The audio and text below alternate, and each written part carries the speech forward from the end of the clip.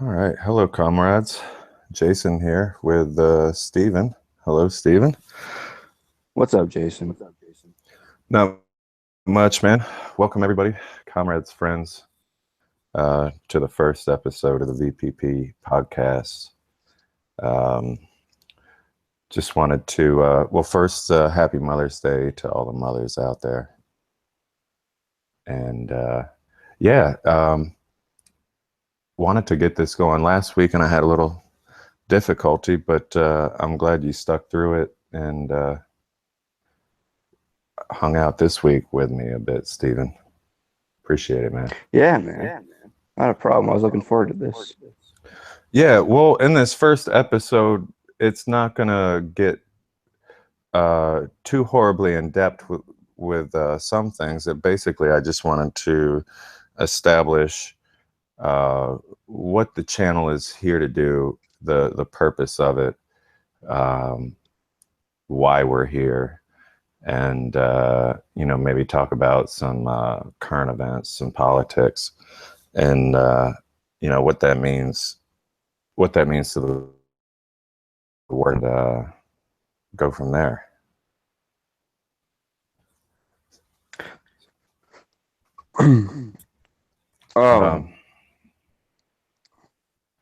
Can you hear me, Jason? Yeah, go ahead.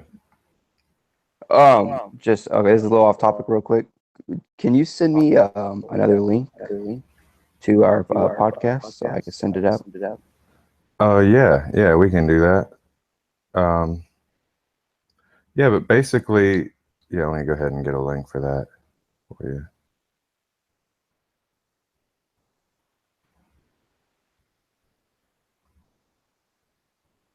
But basically, what we're here to do is share ideas. We'll have certain guests on eventually from different channels, more conservative guests we'll have on the show, and try and establish a working class theme, and help them basically do our best as Marxist-Leninists, them gain a working class praxis and be able to apply that and help friends and family as well do the same. And it may seem like a hard, difficult thing to do, but it isn't. It may seem harder than what it actually is, because people are already disillusioned with the system. People are already sort of lost as to what to do, and they just need a little help and a little direction. And that's basically what we're here to do. And anything you want to add to that, Stephen? No, I mean that sounds about good. What? Well, I did notice you say that we're gonna have more conservative people on. Yeah. I figure we cover. There's a few different outlets that I know of at this point where we can talk about current events and maybe have a different perspective as well, and also talk about. I mean, these are also people that are, disillusioned with the system that we have and so forth. But it would be an opportunity to reach out for them and maybe help them gain an understanding of why the current system that we have isn't going to change. It's just going to continue to do what it's been doing, and that's oppress and strip rights from the working class, and exploit them. And essentially, I mean, well, not only that. I mean, that's going to happen no matter what. But I mean, in certain systems, workers have quite a few more rights than they have in America. Recently, there's been a right to work law that has swept about over half of the country, which makes organizing extremely difficult. So when they You want to go essentially, into depths on what the right to work law exactly is? I'm sending you that that link right now, so you can send it out if you want to get anybody else in here. Oh, for sure. Was that Yeah. to get in on the podcast as well? Or, No, just to listen. oh, okay. Yeah, I have fellow coworkers out there that you know. Yeah, sure. No, definitely. Yeah.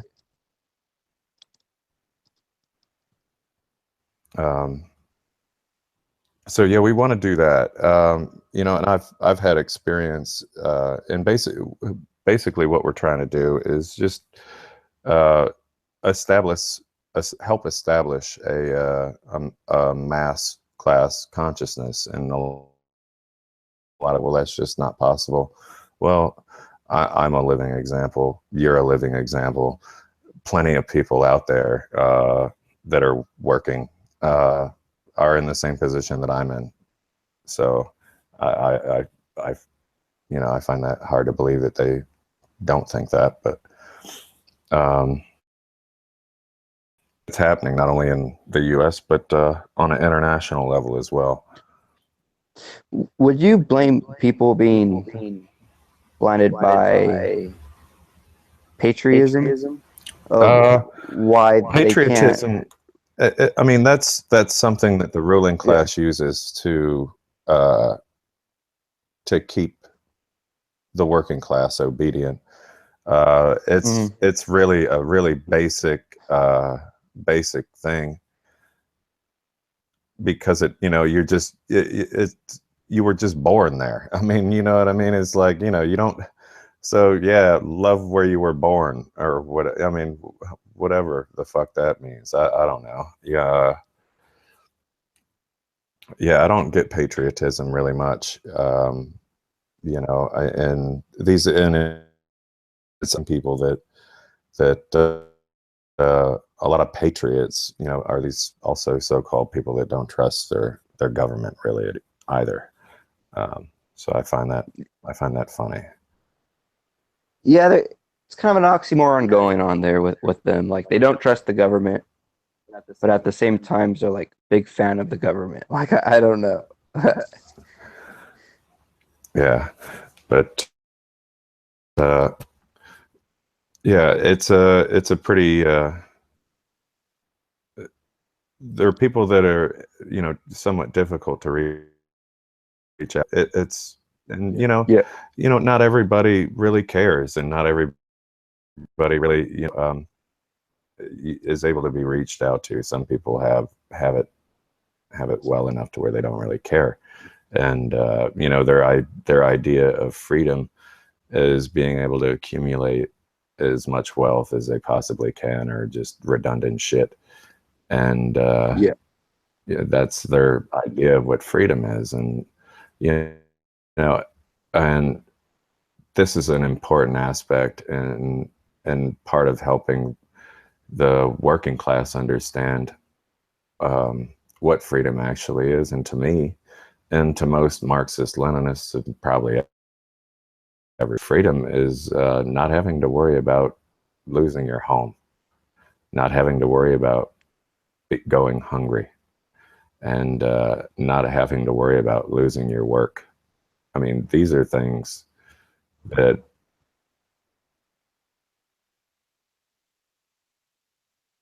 Are key essentials to human survival.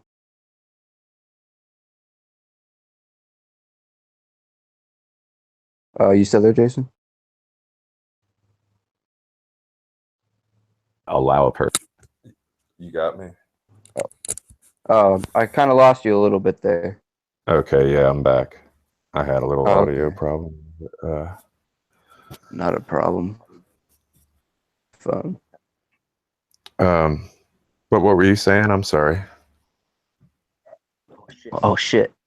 Just spilled my beer. I was talking about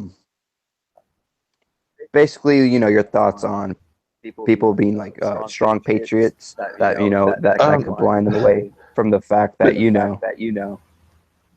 that they really are I getting mean, hurt and that's, you exploited. know, that's somewhat of a hurdle. I mean, I live in West Virginia. I work in Northern Virginia, and you know, I mean, I patriotism wouldn't is say one of it's those. bad. Well, I'll it just say is. like it's a tool I mean, used. yeah, it is. Well, I mean, yeah, it's bad. I mean, and it is something that's hard for people to really understand, that you know, an allegiance to just a flag or a country from where you're born isn't, you know, anywhere near as important as your allegiance to your working class brothers and sisters. You know, Well, exactly. you know what I mean? And Yeah. that's the difficult hurdle that you have.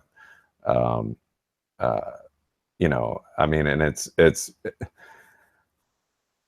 exposes a lot of hypocrisy, because these people, they a lot of these patriots, you know, I mean, they trust their government half the time, but you know, the other half the time they're, you know, waving the flag, and there really isn't a whole lot around it other than, yeah, fuck, we live, so go us. You know what I mean? Yeah. So it Yeah. really doesn't make a whole lot of sense aside from that. So um, you got to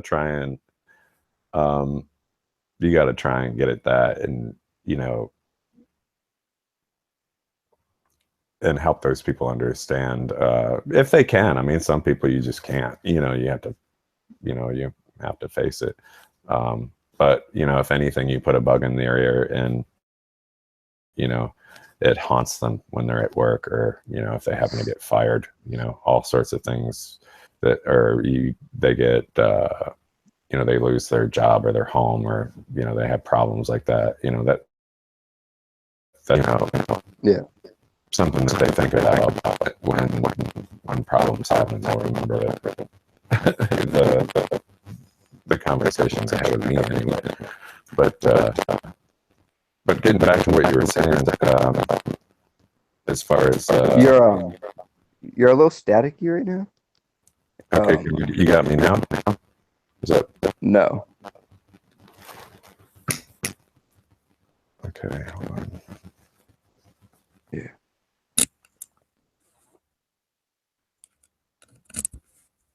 Is that better? You got me now, or Better. A lot better. okay, cool. But Yeah, you had a robotic voice for a second. But yeah, what were you saying? we were talking about patriotism, but yeah, that's somewhat of a, you know, in the workplace, Yes.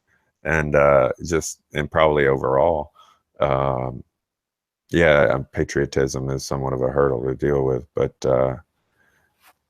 you know, you realities that they face on a day to day. Would you?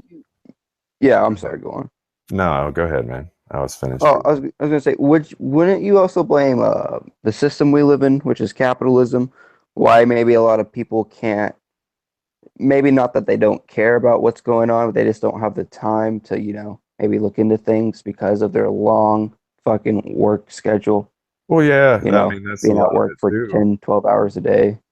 Yeah, I mean, yeah, I mean, I know. I mean, I work hours a week.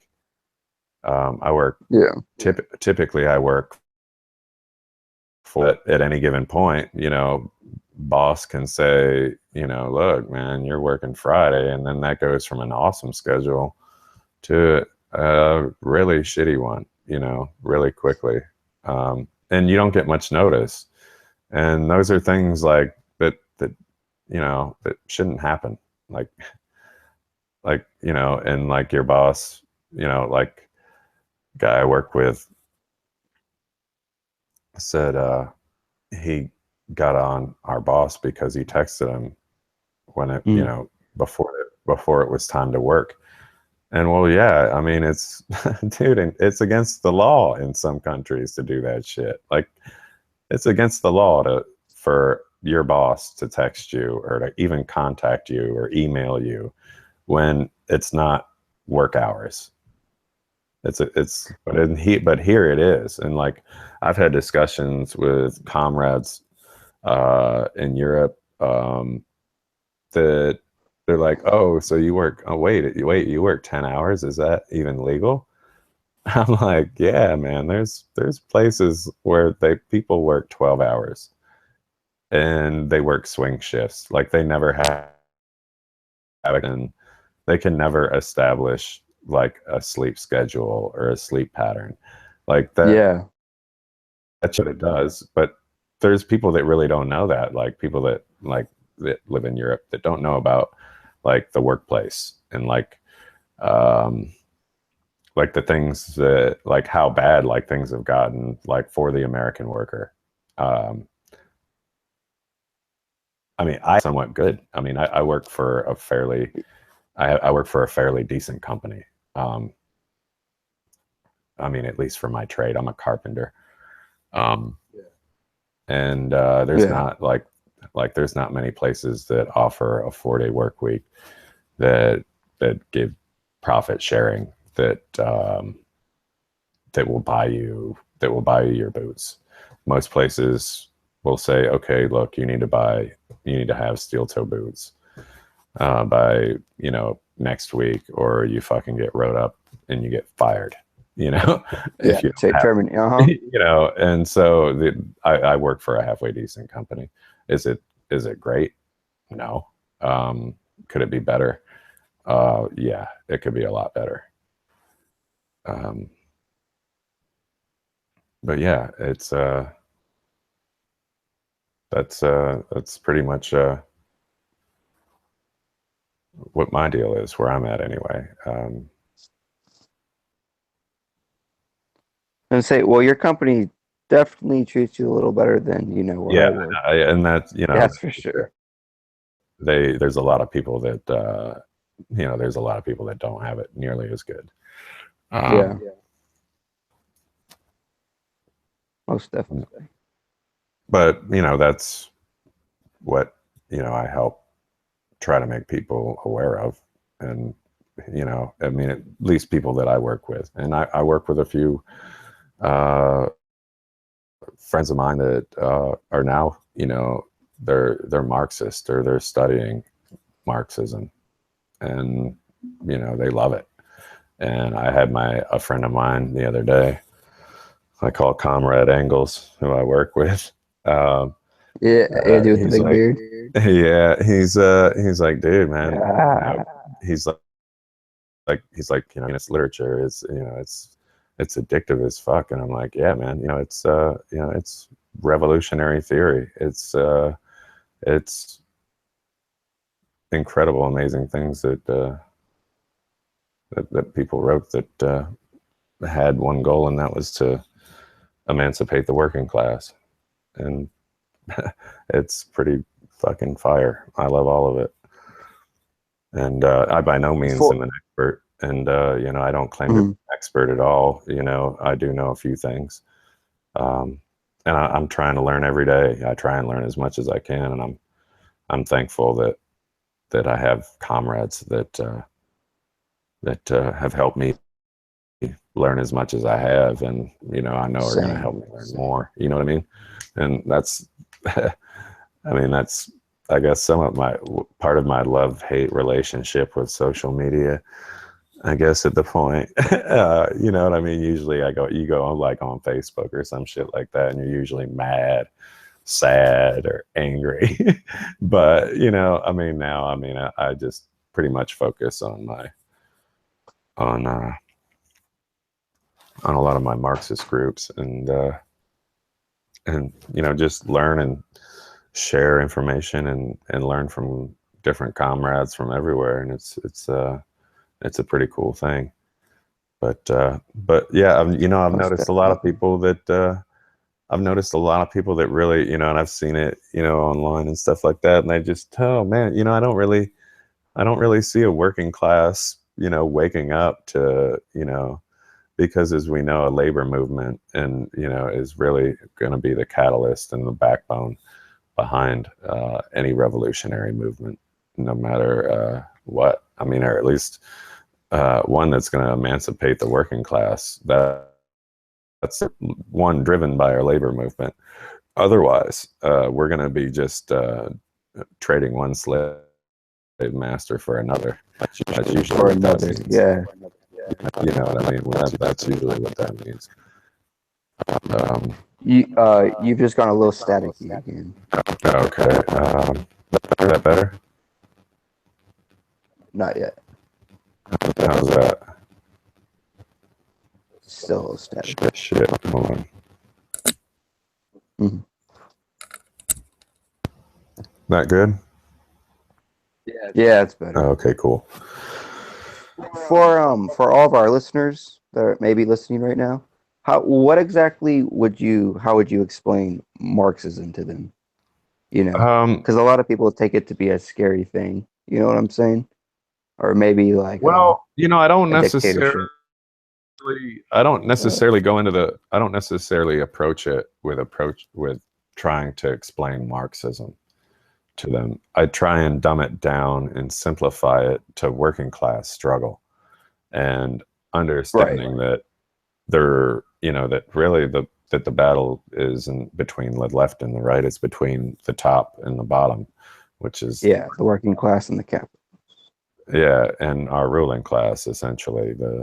So and people are I mean, I've got quite a work that before I worked there, they didn't have an idea of what Marxism is. I mean, eventually over time they knew that that's what I was talking about when I'm talking about working class struggle and elevating the working class to the ruling class. And correct. And eventually I eventually told them, those are Marxist tenets, those are, but so yeah, then there, I dumb it down, and I mean, because you can't, I mean, people, your average Larry, he doesn't know what the fucking means of production are. You know what I mean? Well, yeah. You know what I mean? Yeah. So I mean, you totally, I mean, can suggest reading like that once you kind of get their attention.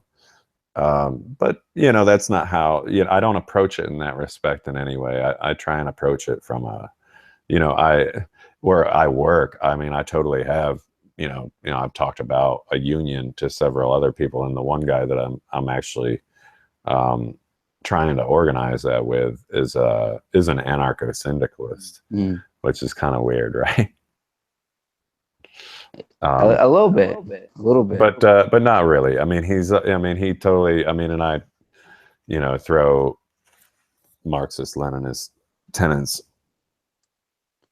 randomly, so agree. What exactly is his deal? He comes under the same flag as socialism, per se, who? but your buddy at work, the anarchist you're talking about, right? Well, I mean, I mean, I've talked to him, and how we started talking about it is I just made I mean, he had mentioned before that that he was an anarcho-syndicalist, and it was funny, and he's like, and my buddy Engels, who I work with, he's like, oh, well, that's edgy. I got a communist here that thinks Stalin did nothing wrong. So dude just looked at it. That was pretty funny. But no, we've talked quite a bit about but he totally gets working class struggle. I mean, he's class conscious, which is kind of odd, you know what I mean? He just hasn't taken it. He hasn't really bothered to really carry that, much further beyond that. You know what I mean? So he's just kind of there. He's, he doesn't, he hasn't, read Marx, or, he hasn't cared to really, I got you. It almost reminds me of that Peter Woods guy that we all know of. Oh yeah, never Peter has read Marx, but oh yeah, Peter, calls he's himself a Marxist, fun. I guess. I don't know. Yeah. Yeah. It's hard to tell with that dude's doing. But Most definitely. So, did you want to talk a little bit about North Korea? Yeah. Yeah. Yeah. Um, What's been the newest update about them lately? well, I actually haven't been able to read they about it. apparently, I mean, there's, dude, I mean, I rarely, I rarely check on the news, but I just wanted to fucking I wanted to grab a few things to just maybe talk about, and it was North Korea. Just everybody going crazy about North Korea. They tested a missile, and apparently we're in the process of figuring out what the fuck we're gonna do about it. Which is, I really hope we just leave them alone. I really hope we do. Yeah, me too. I don't really see a scenario where that really would really bode well for us. Really, I mean, I can't see China or Russia not sticking up for North Korea. You know what I mean? Yeah. I mean, Well, kind of, didn't China send 150,000 troops to North Korea's border? yeah, but I don't know if that was in I don't know in what relation that troop buildup was for, and I Oh, can't okay. remember right now. I don't Okay. know if that was for defensive purposes or to I don't know if that was I don't know if those were helpful or Yeah. what that was all Don't know about. what under influence they were under. Mhm. Yep. Steven, you there? Yeah, yeah. Can you hear me? Oh, okay, yeah, I got you. Yeah. Um, Just broke it in a little. so yeah, and the constant bullshit about North Korea um, is really there's a lot going on. I mean, you just had the election in South Korea that saw the liberal get elected that everybody wanted, Yep. who actually acted like he was supposed to be somewhat friendly to North Korea, which is somewhat interesting. Because I guess the past few governments in South Korea had been pretty conservative governments. Yeah. Uh, Yeah, but yeah, they've been going at it the last couple of years with little things here and there. right. My I just don't see it's just all all I can think of though is that it's just not going to progress. It's all all the shit we see in the mainstream media about North Korea. It's really hot air, really, in a way. I Hmm. totally don't see North Korea being attacked. I mean, I just see a lot of fucking noise and a lot of stupid bullshit about North Korea, and just drumming up more public hatred for people that are probably a lot more free than you. Exactly. I mean, I think that's why the news pushes such an agenda. really, and and in talking with other Marxists and other fucking ultra armchair leftists that really don't know Marxism, that'll sit there and say, I mean, and I just recently read Socialism as a Science by Kim Jong Il, and dude, that shit is fucking awesome, man. And it's really it's if anything, you can call Juche a real form of Marxist-Leninism. Um, so when people tell you, "Oh, Juche, no relation at all to Marxism," they don't know what the fuck they're talking about. Okay, Yeah. they don't know. Uh, um, and yeah, I mean, it's pretty horrible on our hand, Yeah. and we fight with the Korean people, and I just I hope that we don't make any stupid mistakes, and See, uh, I feel um, I definitely want oh, to go. I'm ready to go, man. I'm saving up money and I'm going. Young Pioneer Tours. Wolfgang. Shout out to Wolfgang who gave me the Young Pioneer tip. Oh, so everyone to go out to North Korea? Yeah, dude. I'm ready to go Hell kick it yeah. in North Korea. Fucking right. Gangsters, fuck. I know. Yeah. I'm trying to go. There's a lot of people, you know, that have this idea in their head, like, well, like, you know, that America wouldn't get anything out of attacking North Korea per se. No, say that What? again, bro. You were getting buzzy on me, bro. Oh, I'm sorry. That's all good. Um, Ain't your fault, man. can you hear me now? Yeah, you're good. Okay. There's a lot of people that have this idea in their head, like Americans, for example, Right. that you know, North Korea's they're these horrible people, this and that, and so that's why like we should attack them because they want to kill Americans, blah blah blah. But could you explain to the people like the benefits that America would get out of, you know, destabilizing North Korea? Well, You know. Americans would get nothing out of destabilizing North Korea. We get nothing. We would get nothing out of it. And the reason that Mhm. the reason that the people of North Korea hate America is because literally, and within a generation and a half, they've, or 2 generations, they've had to rebuild their country from fucking rubble that Yep. we created, essentially, right? Like these Yeah, people, we bombed them. We bombed yeah, the fuck out of them. we destroyed them, man. We destroyed their entire country, and they rebuilt, Hmm. and they did a fantastic job at it. And they've been under U.S. sanctions, Sure did. and dude, they've modernized that. I mean, you look at Pyongyang, dude. I mean, that looks like some futuristic city that is not like anything in America that I know of. And I mean, granted, I've just been kicking it on the East Coast, you know what I mean? But I've been to Yeah. every big city on the East Coast. I mean, I don't, you know, it doesn't look No, nothing like North Korea. I mean, that shit looks like, no, most definitely that not. shit looks Not like even the here in Jetsons, you California. know?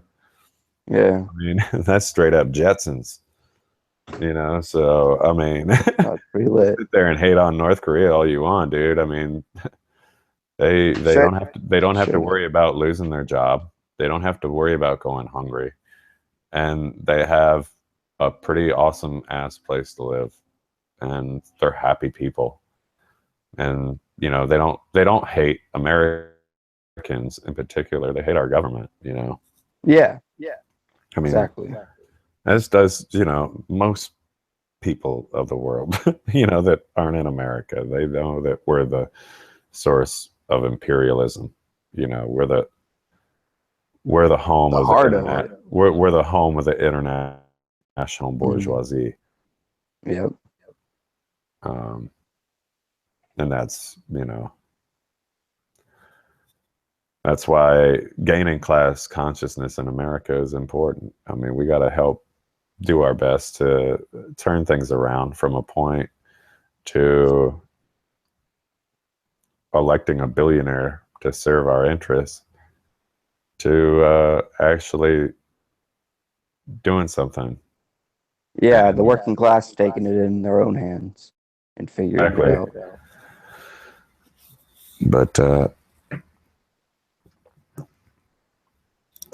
But yeah, also something I wanted to talk about. I don't know if you wanted to add anything on, aren't you?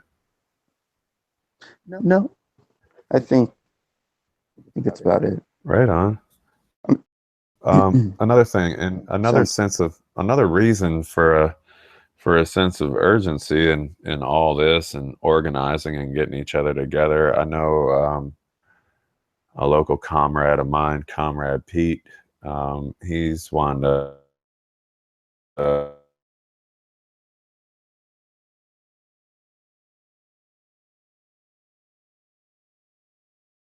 you there, Jason? I think I might have lost you. Start organizing. Yeah, you got me. You got me now. Yeah, yeah. Okay, You're cool. back now. Yeah, dude, that my headphone jack is all messed up. Um, Oh, that's all but good. one thing I was talking about, dude, there was a white supremacist rally. I'm not sure how far away. And that to me is a sign that we're long overdue in forming militias, local militias in our area. Um, and I've reached actually a comrade of mine, Comrade Pete, reached out to me about doing that, and I'm like, wow, it's I've been waiting on it, dude. Like we need to do this. Of course, uh, um, it's something that's long overdue as far as uh, workers like us getting together and arming ourselves um, against these fascists that are basically Swan. yeah these white supremacists. I mean, dude, I saw that shit, dude, and I was like, dude, it's not 1950, 17, and Yeah. there's large groups of white supremacists um, organizing right now, and that's something that needs to be met with an opposition, or that movement's only going to grow, in my opinion. Agreed. Most You know, definitely agreed. What do you so think the white supremacists are worth talking to? white supremacists. No, Yes. I won't talk to a white supremacist. They made a decision and a commitment. Uh, To not a their lot, false ideology. not much different than the commitment that I've made. Um, you know, I mean, they've made a commitment to kill and slaughter people based on their race, and Yeah. I've made a commitment to free those people. So there's really nothing we have to talk about. There's not anything on any level that I have to talk about with a racist, a sexist, any kind of bigot. There's nothing I have to talk about. You're not my friend, and there's really no way that I can convince you to not be a racist, bigot, or a sexist, unless, I mean, you're at a certain For sure. age. I mean, I don't know. I mean, I guess in certain areas, I mean, that's another discussion we can have. I guess in certain areas, I mean, I live, I guess you could say the South. Uh, but I mean, you have a lot of people that are just, they grew up, and living in like, you know, I guess, I don't know, in overly bigoted areas, depending on where they are or the town they're in. I live in a really interesting area. I live, in Civil War territory, essentially.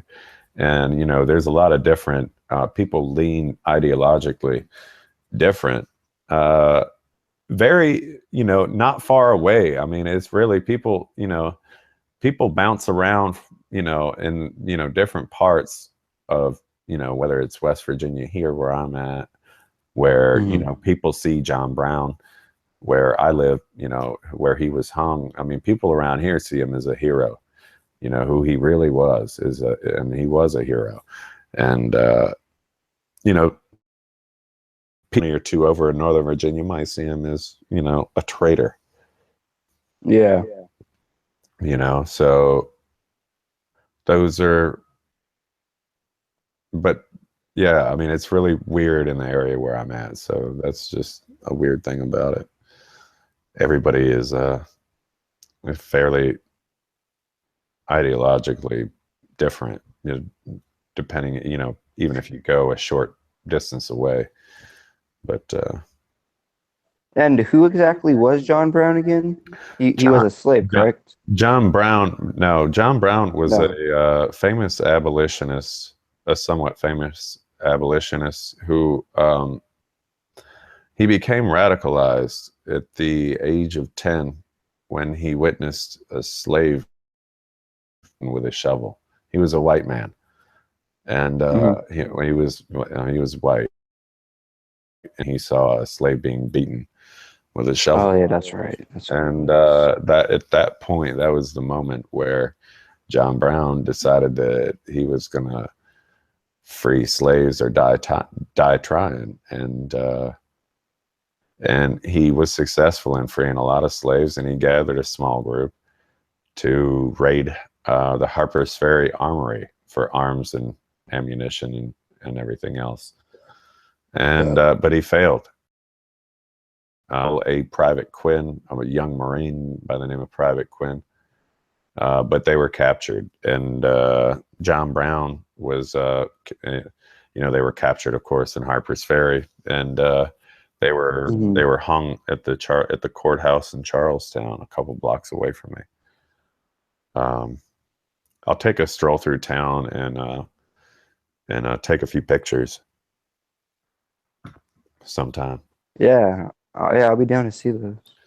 Yeah, but he was a hero, and Malcolm X talked about John Brown. Yeah, John Brown was a hero before his time. Definitely. I'm happy to know his history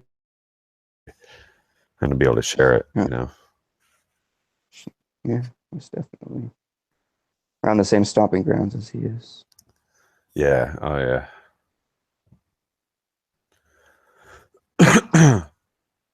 But so what else are we talking about, Stephen?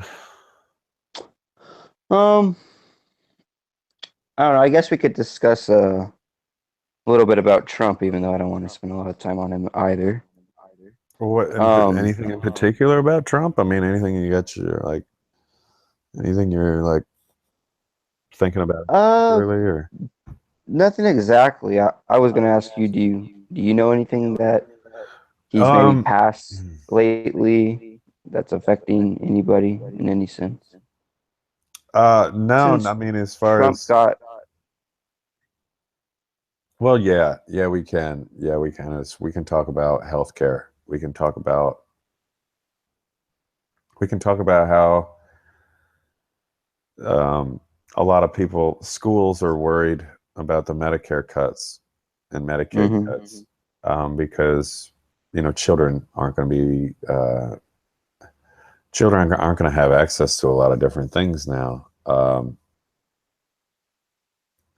Whether it's daycare, healthcare, anything. Yeah, it's really shitty. But a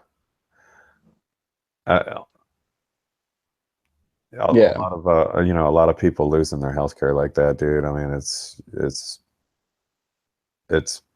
old people are the ones like old people, young badly people, getting affected by it. Yeah, You mean young people too, of course.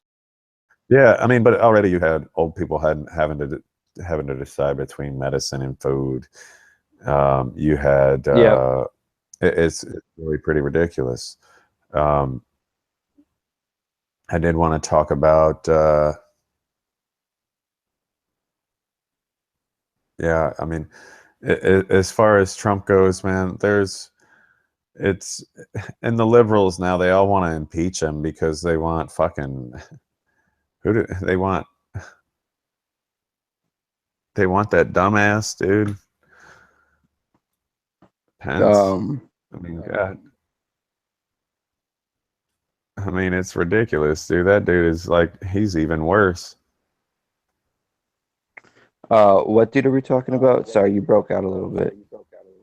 Oh no, just you have the liberals, Trump, wanting to impeach Trump. Well, who's the vice president? You know what I mean? Like, it's a complete shit show. No matter where you go, like, you're just, when you do that, you're just, I mean, and like you have, I mean, there's even so-called Marxists that are like that. I'm like, dude, it's like you're just playing fucking two-party politics again. You're just getting people back into that circle jerk to nowhere, right? Like, Yep. dude, Bernie can't still win, and Trump ain't gonna do anything to help you. Okay, it's not going to work it's frustrating, you know, at times, but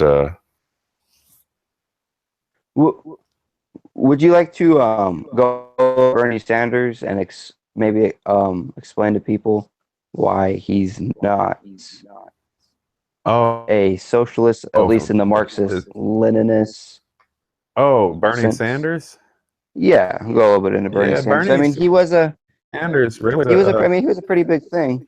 the only thing that really, you know, really made me raise an eyebrow about Bernie Sanders was the fact that, you know, he repeated working class and revolution constantly. Yeah, You know what I mean? Like all that the was time. like the only thing. Yeah, I mean, and maybe deep down I might have still knew that he was still fucking nothing more than a social democrat, but you know, yeah, he got a people reformist. he got people really going on the whole on working class and talking about you know, Mhm. and then he, you know, he he basically said fuck all that, you know, and that was probably to be expected, you know. I mean, if we're being objective and we're thinking about things really, Yeah, um, but yeah, Bernie really, Bernie's a pretty toxic individual because Bernie's going to do is just keep you along and keep you strung along and let you continue to have faith in a system that is designed to consume itself. Really, capitalism, there's no such thing as kind capitalism. There's no such thing as a kind slave master. Okay, there's nothing that will change between really Trump, really. I mean, not a whole lot would change in that there it's just a kindler, essentially a kinder, gentler slave master is basically, exactly. and he keeps people. Bernie won. Okay, if Bernie, let's imagine this. Okay, if You're Bernie breaking up a won, little bit. can you hear me now? Little bit of static. A little Fuck. bit of static. Can you hear me now? Yeah, better. Okay, let's say if Bernie won, Yeah. right? Would we be here right Right. now? No, I would definitely say we wouldn't. Right. Absolutely not. You know, maybe, probably not. You know what I mean? I mean, hindsight's always Accelerationism. 2020, but you know, Mm. really, fucking Bernie really is toxic. I mean, he would have been the ideal candidate to sustain this system of oppression Sustain that we this have. capitalist system. Yeah, Yeah, correct. yeah, exactly. So, but Making he a bigger didn't welfare win, state and is essentially what he would have been doing. right, and that's basically how Scandinavia is, you know, pacified is, but it is by, you know, basically being a massive welfare state. Um, but they still Yep. have homeless. They still have people that fucking are unemployed. They still have people without a job. They still have people that go hungry. Um, Yep. so there's all these. Exactly, because capitalism problem, Well, yeah, we you always can't they do anything to try to make it right. nicer. I Well, mean, you right. can make it You have nicer, to but have it's not going to fix it. right. Well, that and you always have to have a constant pool of exploitable labor.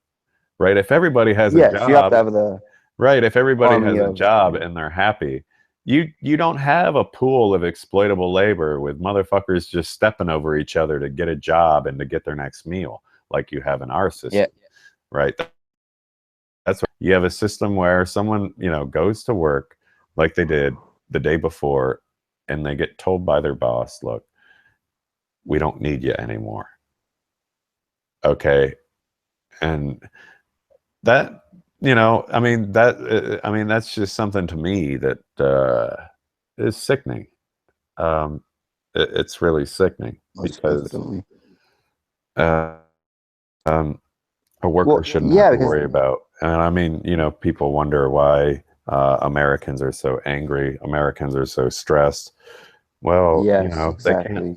they can't go to a doctor without fucking choosing between their health care or paying rent or making a car payment. Yeah, and They can't understand that. And like even people like even in Europe, and I've talked to them, they've told me, they're like, what do you mean you work? What do you mean you work 10 hours? like they don't get it, right? Like, fuck, man, like mm, that's not legal, is it? I'm like, yeah, it's legal, man. Fuck, yeah, they they don't think it's care. absolutely insane. It's fucking, they don't care here. and so that's No, why, it's that's also a another little bit of reason static why. again. Oh, that's really static. Yeah, go ahead. There you go. You're good. You're just a little staticky. Okay, cool. I was gonna say, What living were you under saying? the our capitalist system, if I mean, you can even Google it and just look at how many people are on things like antidepressants and stuff. You know, uh, I would definitely blame a big portion of people maybe being depressed or having anxiety or whatever it may be, by, being stressed out every day about, maybe not being able to pay the water bill, maybe not being able to put food in their stomach, or maybe only being able to feed their kids but not themselves. Right. I think that also, causes a lot of mental issues too. Well, And, yeah. and I don't think that's even ever addressed. You know what I'm saying? Right, right. Well, I mean, and that's something that I've personally been a victim of. I mean, I was younger, and I mean, I went, I was diagnosed with depression, and they put me on like several different antidepressants, and at one point they had me on more than one, and I had an allergic reaction, and I almost had a dangerous accident, and Hmm. I mean, I really, it was messed up. I was hospitalized for like a week. Damn. So, I mean, you got to understand too that a lot of these people are. I mean, they're there to basically push pills. I mean, you can go to a To make doctor a bigger and get. profit. Well, right, but I mean that's just it. I mean they don't fucking care. I mean the point is they don't really fucking care whether or not you need the pill. They just want to push it. You know what I mean? There's not Yeah. there is time to actually just be a moral fucking individual, really. I mean, Hmm. I guess is what I'm getting at. Um, but no, what were you saying? As you were also talking about what else? You were Huh. talking about prescriptions, but you were talking about something else, I think. Um, I don't know. I think I went from Bernie Sanders to this. I'm a little buzzed right now, so I don't That's really okay. remember. It happens. But Yeah. yeah, Bernie. Getting back to Bernie though, Bernie's really toxic, and the fact that Agreed. there's still people today even like fucking all riding on Bernie's fucking It's a cult nuts. following now, in my eyes.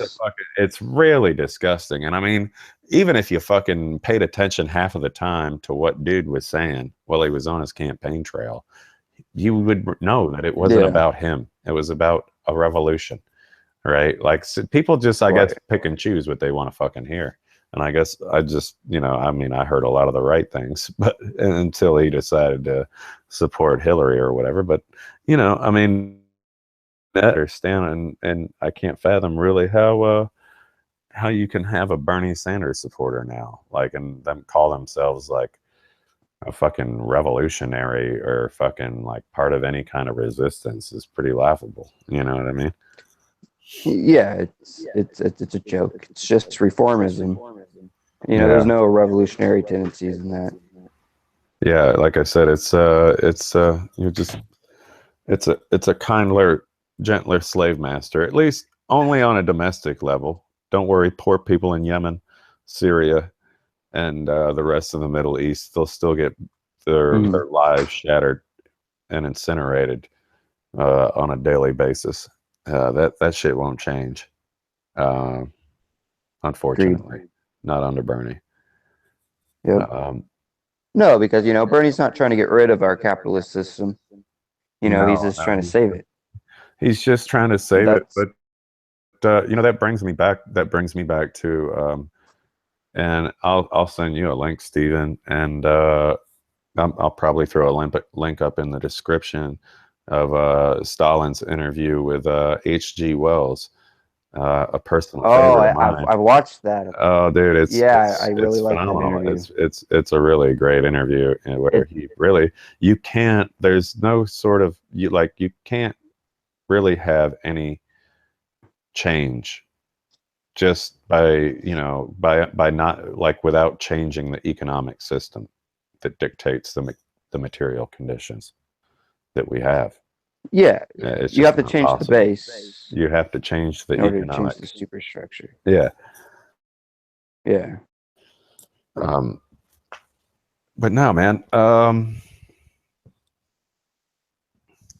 Yeah, that's one of my all-time favorite articles. Really, is and that really, honestly, a while ago, I read that, and I really that opened my eyes about Stalin, and that's really kind of a good article to share for even a casual,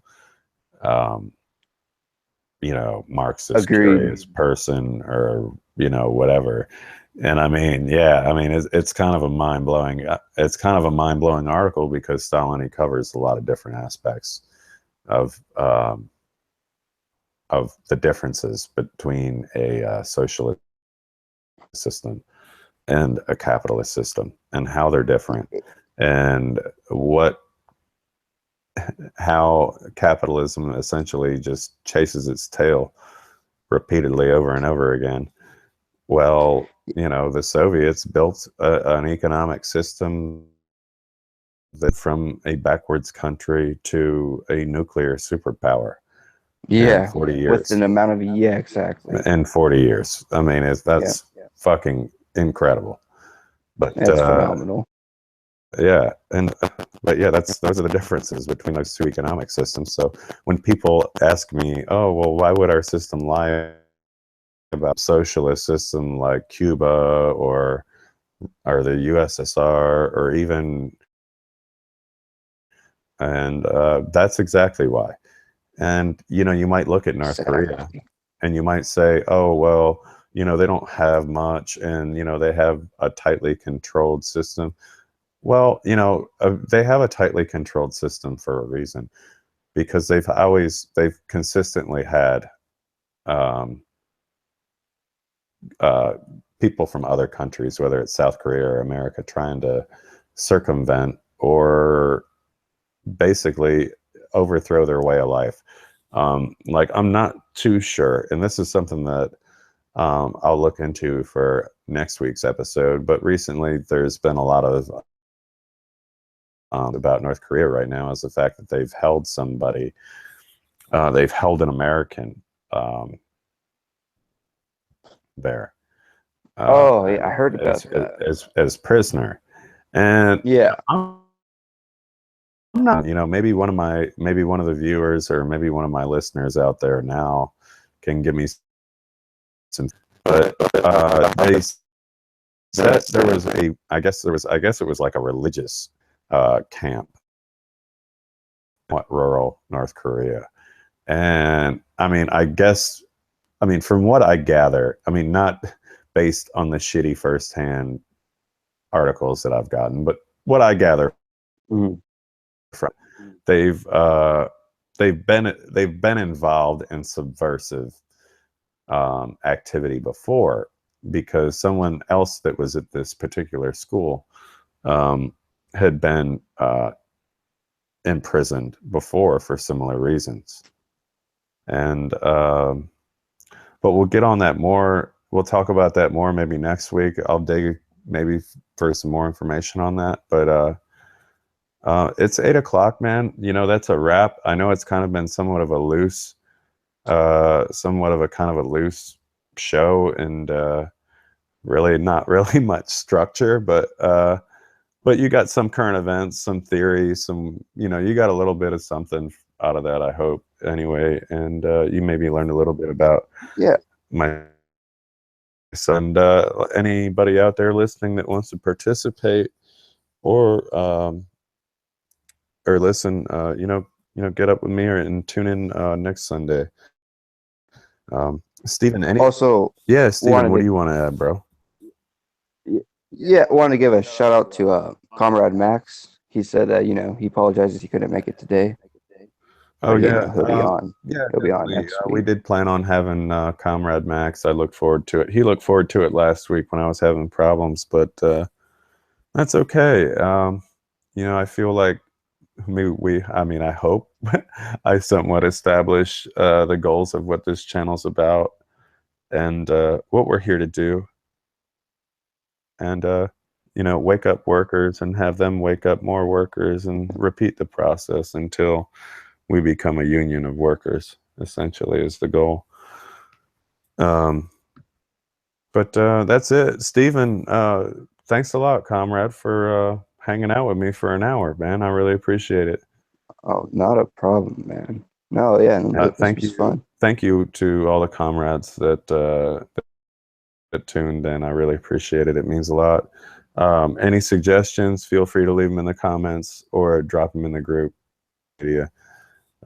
So thank you, comrades.